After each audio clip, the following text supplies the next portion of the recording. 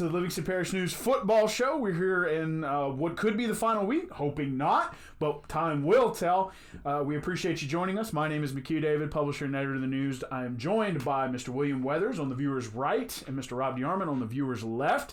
Good afternoon at this point, gentlemen. How are y'all today? Doing well, good. Thanks. Good. Had a little bit of fun with both of them before the show, but we have moved on. We are going to be talking about wrapping up 2 seasons today. Some tough losses, both 28 seeds on the road at 5 seeds. Tough first week, but first we are going to talk about Walker, who downed Thibodeaux in pretty convincing fashion, and then are now moving on to the number 1 seed Acadiana Rams on the road in, as you put it before, beautiful Scott, Louisiana. So first, let's talk about Thibodeaux. Rob, you were there at the game. Came out fast, hungry, get up 28-0. Thibodeaux scores. They're stopping them. They've stopped Walker. Walker decides to go for a fake punt, take it from there. It was a pretty good deal. They're right in midfield. It's 4th and 1, and at that point, just to put this in perspective, Thibodeaux came out on their first drive after Walker goes up 28-0 at halftime. They go right down the field and score in 6 plays. So at that point, they go for it. It's a little, Aubrey Womack gets it, takes it up 9 yards, first down, keeps the drive going. They eventually wound up scoring on that. But, at that point, you ask Coach Mahaffey about, hey, what was the kind of rationale behind that? And it was kind of like, basically, we keep the ball in our hands. They don't get it. They can't go down and score. It's pretty basic football. And that's kind of the way Thibodeaux was working. At one point, they come back and, I think right after that score, it was a 3-play drive. Bam, bam, bam, and they're right back in it. It's 35-14. Right. So when you look at the score, I asked him, I said, man, the way this was going, you're up 28-0, but you really can't relax. And he said that was the whole thing.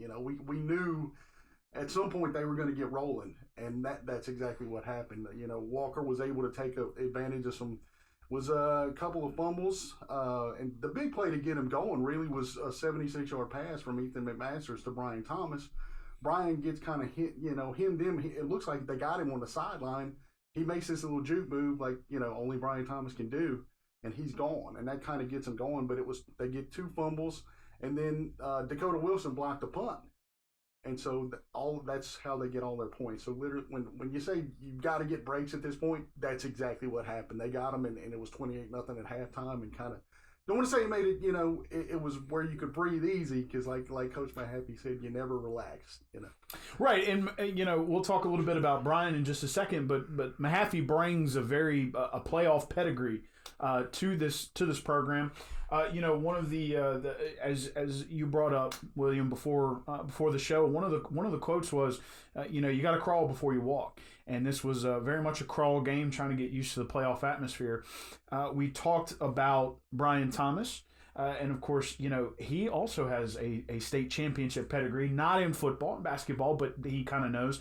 They have a transfer in Aubrey who knows a little bit about going into the playoffs, playing in the playoffs. So tell us a little bit about that.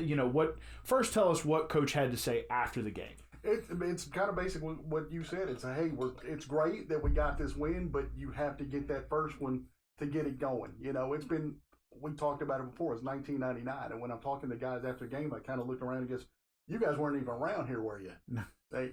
And so they realize what they've done. Hey, we weren't even here.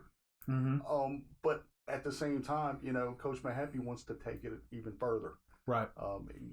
You're happy for the win. You're glad you got it, but they know there's still some work to do here. And, talking about that work, pulling it forward, I guess you can say a week, now have, that 16-17 seed thought would be a little closer. So maybe Walker's grown a little bit more than the seeding folks have thought and we've thought. However, tough road matchup against the Rams, number 1 seed. And you gave a bunch of stats that had jumped off the page as you were talking to Coach Mahaffey this week before we come together here. Rattle them off for us. What are they facing here? It's a very potent offense. Right. The tradition starts with 4 state championships. When you think about there's a Mount Rushmore of Class 5A football in Louisiana. Zachary, Acadiana, Destrehan, or in the those guys will come to mind. West Monroe, etc. So they saw Destrehan earlier in the year and maybe didn't give a great account of themselves. And in week 10, going to Zachary, you saw maybe a shift in how the program has grown. It will take that type of performance and mindset to go in there knowing that they know they can compete and not be defeated before they get to Scott. And it's a team, I saw them last year here at Denham Springs. Acadiana had to come back from behind and win that game with a third-string quarterback, or the running back masquerading as a third-string quarterback, and did a tremendous job because they know how to operate in pressure situations. They've been there, done that. They're 11-0. This was their first 10-0 regular season since 1984, which is very unbelievable to understand because of the success they've had. But there's some way, they had already stubbed their toe somewhere. This team has not done that. They got it. They got the job done. They're averaging 50 points a game on offense. Averaging, they've scored 60 or more points 5 times with a high of 82. This is a football team, not the basketball team. This is a team that runs a veer offense with very limited amount of passing. That is not what they do. But what they do extremely well. They've been well schooled in the art of the veer offense since Coach Bill Dodson was there, decades ago. This is the same system. Matt McCullough, the coach, now was a quarterback in that system. They all seem to grow up and they know how to teach it. They're very good on defense. They got a Coach Mahaffey remarked about how their front four being very, very difficult, a very difficult challenge, and very athletic on the back end to cover. I don't know if Brian Thomas maybe be the best player on the field Friday night. He'll need to play like it, because they're going to need all the help they can get. They're going to have to hopefully continue to try to be balanced. They've got the running game going with Dimitri Wright and Keandre Brown, giving them a chance to, and takes pressure off the passing game as well. But they'll need both. The weather forecast is showing rain, so maybe have a soggy field. Maybe the conditions aren't the best, and that plays right into Acadiana's hands because they will not rely on the throwing game at all. But again, I go back to week 10 at Zachary and going down a failed 2-point conversion. That team showed some serious growth throughout the season to go there and compete down to the end. They will need to have that same mindset going to Acadiana, because this is, again, like Zachary, this is Acadiana's time of year they really shine. Right, and when you're talking about Mount Rushmores of teams, they tend to show up here in the playoffs. And interesting that you said, I guess Walker's going to hope that they are the table upon which they stub their toe. Going in there with high expectations, but it'll be a good learning experience for them. This is, it doesn't get much bigger a stage than this when you go on the road against the number one. So looking to slow down that offense, or at least try to keep up with it. I mean, Acadiana's lowest score this year was 27 points, and Lafayette Christian was the team that did it. Lafayette Christian still playing in Division III, very, very good team. This just, they've two of the tailbacks for Acadiana are going to Army, and the traditional, the big physical line up front. So how Walker is able to contend at the point of attack will probably dictate how they can play. Because I think they've got the speed on defense to in terms of covering the pitch element of the veer and the option attack. Meaning that as long as they get to their assignments, because the guys are Dylan Monette is a blur, and he's got 25 touchdowns rushing, and those guys can just go as quarterback, pitch, the dive, the keep. How they can, I think that the task is trying to make them get to the pitch. So it means obviously you got to take care of the dive and the keeper, and probably do something they haven't done well. It's just really be able to play really physical for 4 quarters, because it's just like they're happy with getting 2, getting 3, and then they hit you. John Curtis hit you with a big play. But this is a complete team, very good on special teams and very good on defense. So to get where they haven't been in a long time will take a monumental task. Well, and we will find out Friday. And as you said, forecast is rain, so we'll see how that pans out. That obviously will favor the Veer team, not the one looking to make athletic plays. It's always tough in the sogginess. Rob, let's jump back to you. Unfortunately, we're wrapping up a season here. Number 28, Albany travels to number 5, Caldwell Parish. Turnovers, 15 in the last 3 games, committed another 5 in this one. Take it away. We talked about it last week. We talked about it the previous week. They're trying to. Big thing for them was just to try to say, okay, we're not that team that we showed in that last game against Hannon, and we're going to be a different team. So what happens is they go down, and Coach Janice had talked about just doing something to kind of shake it up. They deferred the toss. Caldwell goes down and scores on them. They eventually get down 14-0, and one of those turnovers wound up being a fumble that Caldwell returns for a 25-yard touchdown. They go down 21-0, real quick in the first half.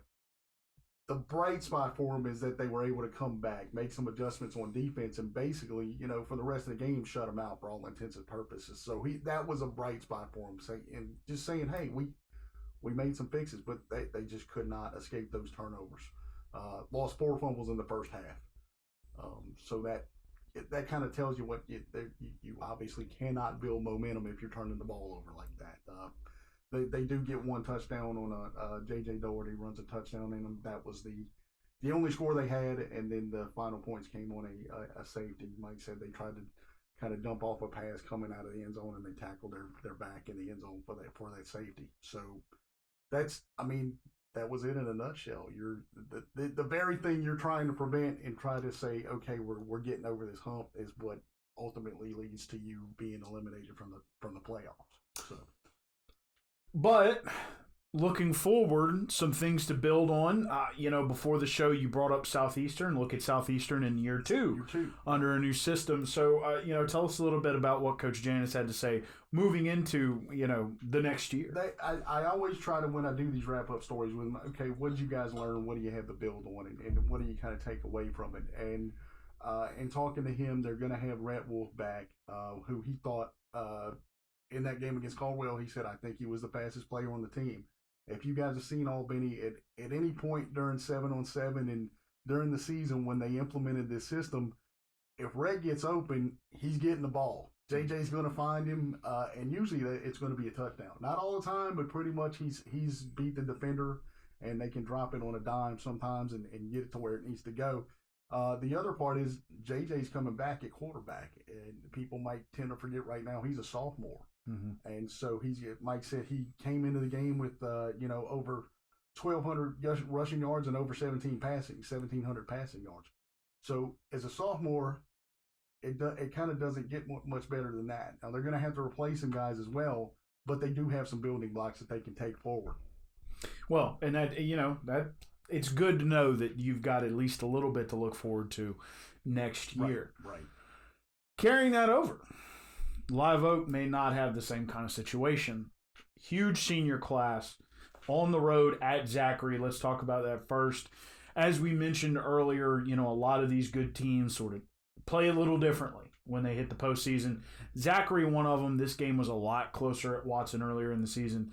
Not very close. On Friday, take us through a little bit of what happened on Friday and what Coach Beard had to say after the game.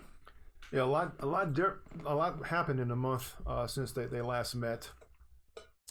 Live Oak takes them down to 5 points at home. Legitimately were in the game the entire way. Didn't make some plays and things of that nature. It was 21-16. They're not about moral victories. Hopefully they're not supposed to be satisfied with playing somebody to a 5-point loss, and that was Coach Beard's biggest thing. That we're not happy with that. So you fast forward to Friday, and Zachary is operating at a little different level.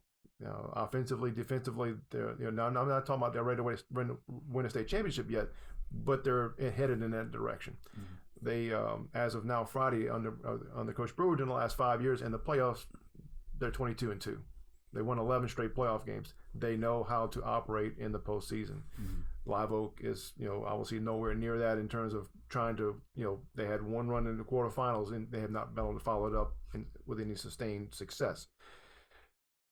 One of the, as Albany's had trouble with turnovers, Live Oak has had a reoccurring theme with just, being able to execute, keeping drives alive. When you have a moment to make a play, make a play.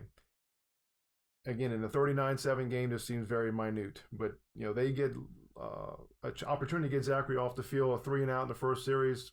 They rough the punter. Zachary gets the ball back, goes down 7-0. they were not in a position to be able to have to fight from behind, and it's 7-0 turns into 17-0 at half. And in that stretch, Zachary completes a slant pass. Darren Ricard forces a fumble.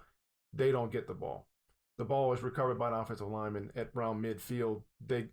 No points come out of it, but Live Oak got an opportunity to get the ball back, get some momentum, and maybe drive. It's midfield. That's a good example of two key plays in the first half. In the second half, they and sort of like Brian Thomas, you feel like Chris Hilton gets hemmed in on a short screen pass near the sideline. He makes a move. He gets out of a tackle and he cuts across the field, and it's a 68-yard touchdown. It's 24-0. I hate to say it, but game over. Now it's a 3+ score game, and you're having trouble offensively. They tried and brought a wrinkle with the option game, had some success here and there, but 24-0. Then it becomes a scoop and score, and it just really got away from them. So it was 32-0, and they finally scored. Had a touchdown pass, but it was just obviously way too little, too late. So you see the direction that Zachary takes in the postseason, and they was kind of true to form. They were operating at a different level, and Live Oak just had no answers. And what did Coach had to say after the game was basically, we just have this recurring theme of shooting ourselves in the foot. Yeah, just not being able to execute in moments where we have we get somebody off the field. We've got to be able to not rough the punter. Recover a fumble that's on the ground and not let the other team get it. So just that the recurring thing was just not making anything happen when you had a chance to. Not taking they didn't turn Zach forced turnovers and get them like they did the first time. Zachary played more flawless game this time. They didn't turn the ball over. Keelan Brown was Keelan Brown more through the air than on the ground, where he threw for 200+ yards, and their passing game was much more efficient this time around. Chris Hilton caught I think 4 or 5 passes where R.J. Allen hurt them a little bit more the first time. They defensively they didn't do a bad job, especially against the run. They just didn't give themselves a chance offensively. And if you can't give yourself a chance offensively against Zachary, there's nothing doing. What we talked about from Albany moving forward, having some good momentum to build on for next year. Live Oak doesn't have that. We're losing 30 seniors, quite a few starters, especially a quarterback, running back, Jalen Lee, of course, an LSU commitment, anchoring that defensive line. What did Coach have to say about next year? It's going to be a tough retool. I think for the 5 years he's been there, they've always seemed to return the basis of a foundation has always kind of seemed to be set. With 30 seniors coming back this year, you thought there was a couple of new starters could be plugged in and they would go. And as the year went along, that wasn't necessarily the case. This is going to be a significant rebuilding for Coach Beard and his staff. This is 4 offensive linemen, 2 running backs, Roosevelt, at least the 2 top receivers. Defensively, you're going to lose the heart and soul. Gabe Kimball and guys like that. Brett McCoy, Jalen Lee. You mentioned. They're going to have some guys coming back in the back end. Aiden Saunders is a promising young defensive back. Bronson McCoy, Brett's younger brother, Damian Kapling. Real small numbers with experience. Mm-hmm. So hopefully, I don't know how the prospects or how the junior varsity and freshmen are doing, but it's going to be a new challenge and a lot of new faces trying to keep this thing going. And I mean, they've made 5 straight playoff appearances, so getting to a 6 will be quite that's what their staff and these kids will be tasked with to keep it going next year. And it will be with Walker sort of surging ahead. You said the Zachary staff is very confident in their team moving forward. Central confident in their team as well. So a tall order to keep up that kind of consistency. So we'll find out. We'll learn more about how those kids have progressed in the spring. Yeah, because Scotlandville's got it going in a good direction as well, and I think he's pretty happy about what he's got coming up. So you're absolutely right. I mean, you could definitely stand to some tall order going forward in an already difficult district if you don't keep pace. Yeah. Well, gentlemen, as we mentioned, we've got one game left. We've wrapped it up for 4 out of 5 teams. We are trying to get our all-parish banquet scheduled so we can get those teams out, but we don't want to be a little too hasty, seeing where Walker will end up. We always appreciate you guys joining us. Again, Mr. William Weathers on the viewer's right, Mr. Rob DeArmond on the viewer's left. Trying a little different camera angle this time if you're watching it via video. If you're listening to us, then, of course, that means nothing to you. But we do appreciate you either listening or watching. Thanks for joining us every week. My name is McHugh David, publisher and editor of the news. Please remember that you can find these shows on any podcast platform as well as our website, www.livingstonparishnews.com/podcast. We are on Facebook, Twitter, and LinkedIn, Instagram, and YouTube. And of course, are you making the trip to Scott on Friday? So you can Follow find me for updates. Follow me for updates. Yes, please follow. Either look on our Facebook page. Mr. William will be posting a field shot as soon as he's out there, and of course, you can follow him on Twitter for score updates on Friday evening. Try to stay dry. One last time, thanks again for joining us. This has been the Livingston Parish Weekly Football Show. We have enjoyed our inaugural year, and hopefully it won't be over. Hopefully we'll be back at you guys next week right before Thanksgiving. Hope you have a happy holiday, and go Wildcats.